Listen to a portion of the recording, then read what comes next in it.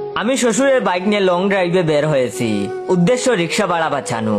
Bike নিয়ে শ্বশুর বাড়ি লিংক রোড ছেড়ে কুমিল্লা বিশ্ব রোডে উঠলাম। পুরো রোড ফাঁকা পেয়েও তেল বেশি খরচ হওয়ার বয়ে একেবারেই ধীর গতিতে বাইক চালাচ্ছি।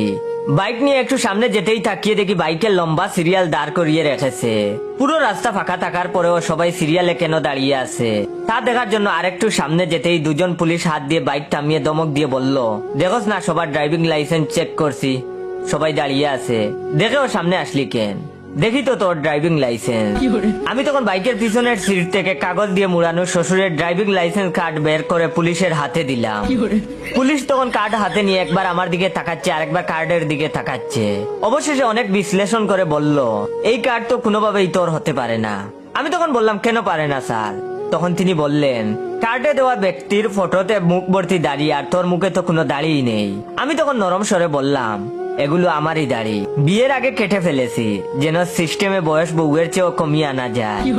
এবার পুলিশ আগের চেয়েও কঠিন গলায় ধমক দিয়ে বলল, তোর যে বিয়ের আগে মুখ ভর্তি এত বড় বড় দাড়ি ছিল, এটার প্রমাণ দেখা।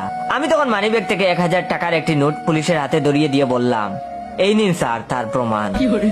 1000 টাকার নোটটি পেয়ে পুলিশ তখন বলল, ঠিক আছে এবার তাহলে যাও। এই বলে আমাকে ছেড়ে দিল।